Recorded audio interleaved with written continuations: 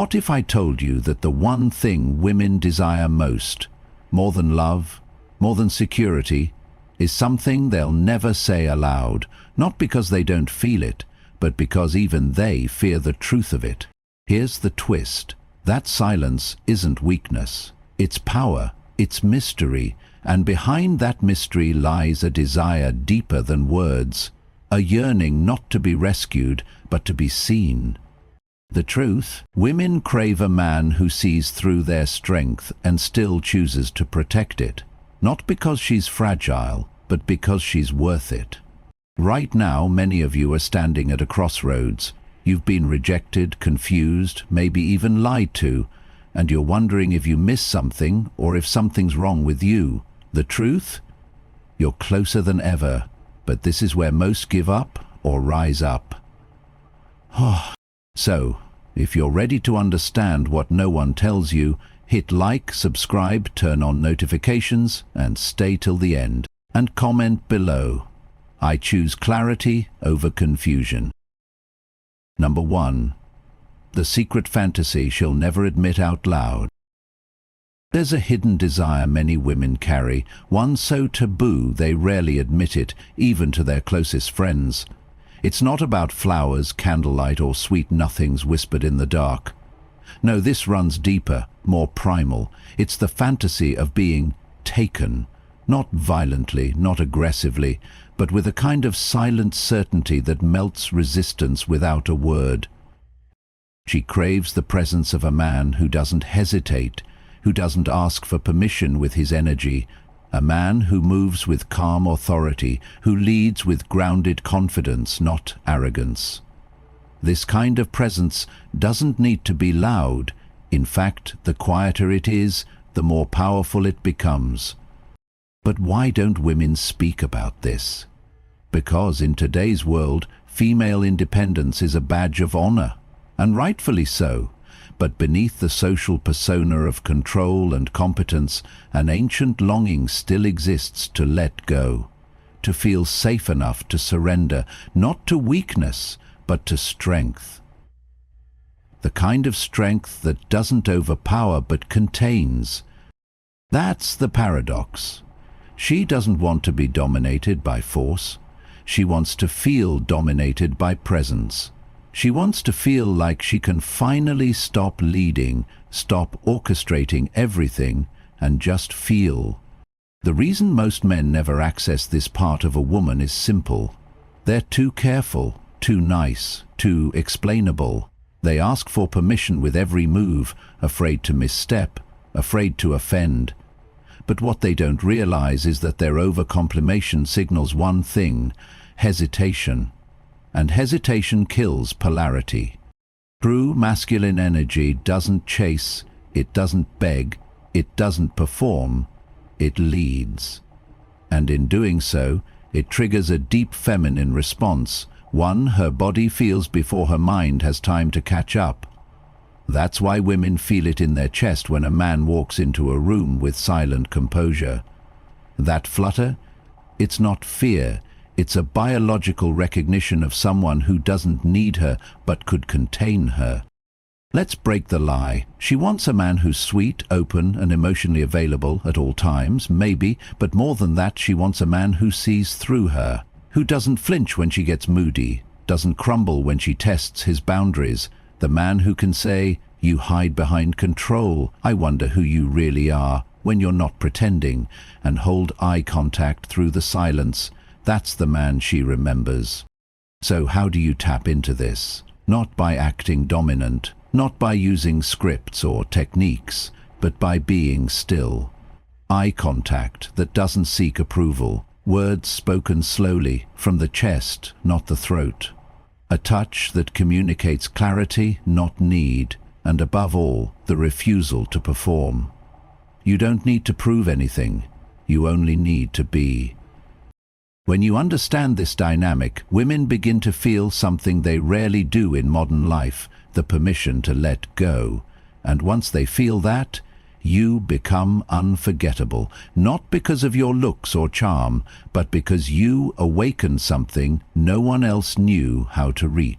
Now comment below, she doesn't follow words, she surrenders to presence.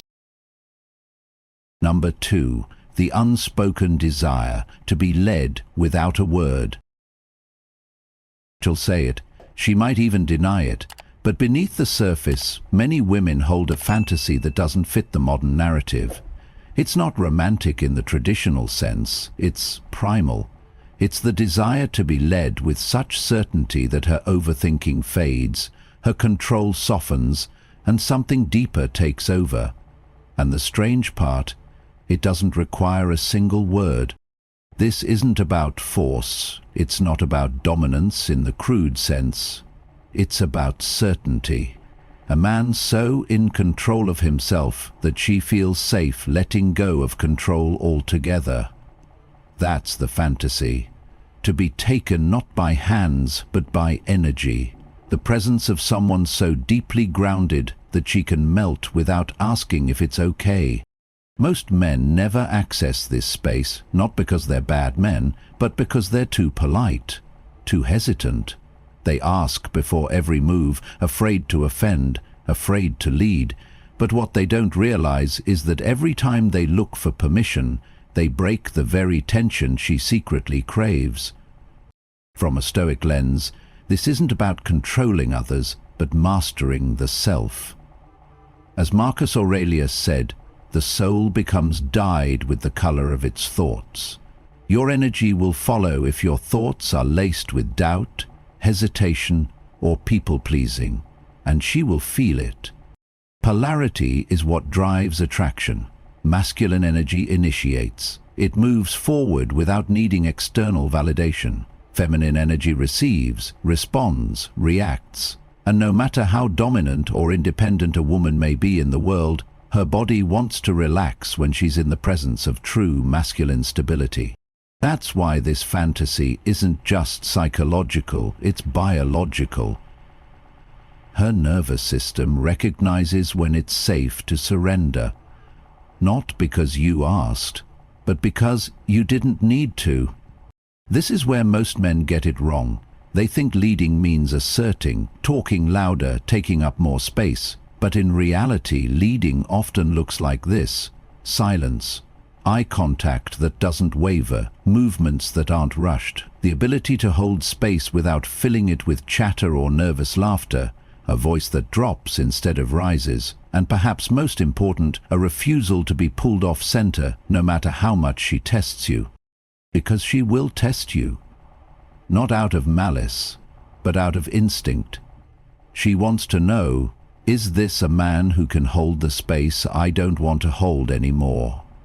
And if you pass that test, without reacting, without explaining, without chasing, you've just awakened something inside her that even she doesn't fully understand. You don't need scripts. You don't need pickup lines. You need presence. You need stillness. You need a quiet certainty that doesn't ask for permission because it already knows who it is. And when you can lead without speaking, when your presence creates that tension, she'll feel it before you touch her, before you say her name, and long after the moment, she won't remember what you wore or said. She'll remember how you made her feel. Now speak out and comment below. She lets go when you hold the frame. Number 3. Why most men fail to trigger her deepest desire. It's not that they're unattractive, or unkind, or even unintelligent. Most men don't know how to create the kind of presence that activates a woman's deepest, most primal longing. They're missing something vital. Not muscles, money, or silent dominance. Silent dominance isn't aggression. It isn't puffing up your chest or talking over people. It's the calm certainty of a man who doesn't explain himself, who doesn't ask for validation before making a move, who doesn't hesitate because he's already made peace with his identity. Most modern men have been trained to play safe, be agreeable, ask for consent not just with words but with energy. And while boundaries matter, what's missing isn't consent, it's conviction. Without it, everything feels fragile. Feminine energy cannot relax around fragility. She tests not because she's cruel, but because her nervous system is looking for strength. From a Stoic view, this comes down to internal authority. Epictetus taught freedom is the only worthy goal in life, and it is attained by controlling one's own mind. You can't lead others, emotionally, physically, or spiritually, if you can't even lead yourself. Here's the mistake. Men think women want to be impressed, so they show off status, flash charm, tell jokes, compliment constantly, but underneath it all, they're still waiting for approval, and she feels it. Meanwhile, the man who owns the room doesn't perform, he just is. He doesn't need to speak loudly, he doesn't jump through hoops. He creates a gravitational pull by the sheer force of presence. That's silent dominance. It's not about overpowering her, it's about being unshakable next to her. Polarity thrives in contrast. Masculine energy leads, feminine energy responds. If both parties are polite, careful, and deferential, the spark dies before it starts. They want to lead everything. They want to lead you. They want to lead to the goal. Let it run. There are more leaders. But most men never give them that chance. They're too afraid of doing it wrong, so they ask, "Is this okay?" instead of simply knowing when. They avoid tension when tension is the very spark of attraction. Want to see it in real life? Watch a woman's body language around a man who holds silent dominance. She adjusts her posture, her voice softens, her eyes linger longer than usual. She doesn't know why, she just feels something shift. The irony? He's not trying to create that shift. It's not a tactic. It's a byproduct of a man who is no longer chasing, no longer doubting, no longer looking outside himself for confirmation. So if you want to be the man who activates something deeper in her, not just her attention, but her surrender, don't look outward. Look inward. Build presence, hold your own emotional frame, and let your stillness speak louder than anyone else's noise. No comment below. I lead by being, not by begging. Number 4. The power of presence, a story she'll never forget. She was used to being the one in control. Her job demanded it. Her relationships reinforced it. Men came and went, all eager to impress, please, and win her approval. And she remained slightly above it all each time, observing, measuring, staying guarded. Until one night she met someone different. He didn't talk much, didn't try to dominate the space. He just sat there, calm, composed, like he belonged, but didn't need to. When she spoke, he didn't rush to agree. When she teased, he didn't scramble to keep up. Then came the moment. She was in the middle of a sharp, sarcastic comment, half flirtation, half defense mechanism, and he leaned in ever so slightly and said, "You talk like you want to be interrupted." Silence. Her mind blanked, not because he was rude, but because he saw her, through the charm, the dominance, the high walls. He called it out, gently but firmly, and in that moment her control cracked. Her body reacted before her mind could catch up. This is the kind of presence that doesn't come from rehearsed lines. It's not game, it's not performance. It's energy, awareness. A man so attuned that he can read the room, feel the moment, and respond without fear. From a Stoic angle, this is presence in its highest form. As Marcus Aurelius wrote, "Waste no more time arguing what a good man should be one." This man didn't declare his strength, he embodied it, and that made all the difference. She had never encountered a man like that. Someone who didn't try to win her, someone who didn't flinch when challenged. That moment.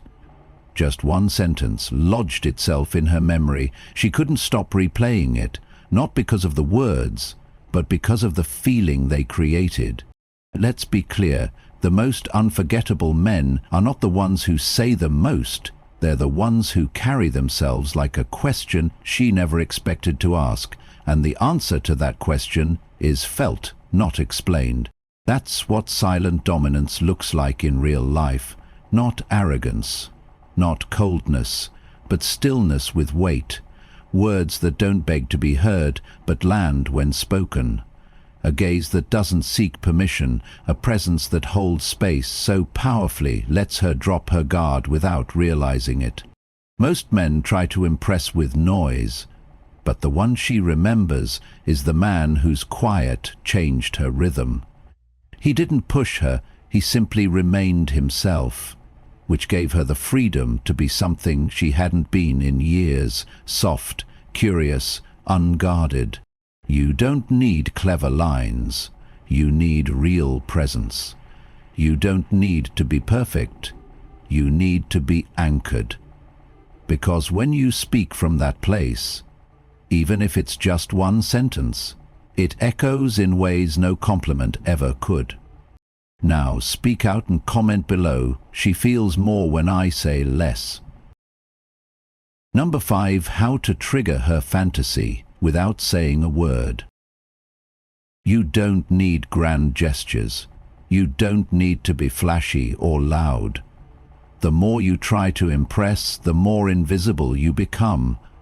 What triggers her fantasy, the one she won't admit out loud, has less to do with what you say and everything to do with how you are. Presence, stillness, a gaze that holds without clutching. That's the door. Let's start with the eyes. Most men either look away too quickly or stare too intensely. Both signal insecurity. But when you meet her eyes with quiet, grounded calm, without rushing, without apologizing, you tell her something far more powerful than words. I see you. That moment of steady eye contact is where the shift begins. She might fidget, she might glance away, but her body will respond. Because a man who can hold her gaze without collapsing already stands out in a world of distracted, approval-seeking boys. Then comes your voice. Most men rush their words. They try to fill silence with charm or over-explanation. But the man who speaks slowly from a deeper place creates tension. He allows the moment to breathe. He doesn't rush to impress. He speaks because he has something to say, not to get attention, but to offer it. Combine that voice with stillness. Not frozen, just unrushed. No tapping your foot, no checking your phone, no shifting in your seat like you're waiting to be liked. When your body is calm, hers starts to react. It's instinctive. Her nervous system is wired to feel safe and aroused around grounded energy. Now, the touch. This isn't about being forward, it's about being intentional. A brief touch on the lower back as you guide her through a door, a hand on her elbow as you make a point. The key is to touch once, then pull away. Why? Because the absence that follows the touch creates tension, space, anticipation. From a Stoic perspective, this is the embodiment of self-mastery. As Epictetus taught, no man is free who is not master of himself. You're not touching her to get a reaction. You're touching her from a place of internal authority, calm, aware, and detached from outcome. And finally, words, but not many, not compliments, not clever lines, something real, something that cuts through the performance. A statement like, "You pretend to be in control, but I don't think you enjoy it as much as you say." That line only works when your energy matches it. If you're uncertain, it sounds creepy. If you're grounded, it hits like a thunderclap. Because you've seen her, you've named something she rarely admits, even to herself. You don't have to be the loudest man in the room, you just have to be the most anchored. Because the man who knows how to use silence, space, and presence becomes the one she can't stop thinking about. No comment below. My presence speaks louder than words ever could. Number 6. What happens when you trigger her deepest instinct? It starts in her body before she even realizes it. A stillness, a shift. Her voice softens, her breath changes. She can't explain it, but something inside her is reacting. It's not to what you said, but to what you are. You didn't flatter her, you didn't chase, you didn't even try to impress. And yet she feels pulled toward you. Her guard starts to fall, not because you asked, but because your presence doesn't require anything from her. This is what happens when a man triggers a woman's hidden fantasy, the one she rarely acknowledges even to herself. The desire to surrender, not to a man who forces, but to a man who leads. Not to someone trying to dominate her, but to someone who is so deeply in command of himself that she doesn't need to control anything. When this switch is flipped, she stops calculating. Her usual filters, the social scripts, the control mechanisms, the rehearsed behaviors begin to dissolve. Her body feels safe, her mind can't keep up. And that's when attraction becomes obsession. Because here's the truth, most women never get to feel this. They're surrounded by nice, polite, eager or performative men, but the one thing they rarely encounter is a man with weight. Not physical weight, energetic weight. Stillness, confidence, unshakable presence. From a Stoic viewpoint, this is the power of non-integrity. As Marcus Aurelius wrote, "He who lives in harmony with himself lives in harmony with the universe." When you're not chasing validation, not seeking her approval, and your presence alone communicates certainty, she feels it. And it disorients her in the best way. She may try to regain control. She might test you, pull away, act cold. Not because she's rejecting you, but because her mind is trying to explain what her body already knows. This man is different. Here's the twist. If you react, if you chase, if you explain, the spell breaks. She regains control. You become like the rest. But if you remain calm, grounded, aware, you allow the feeling to deepen.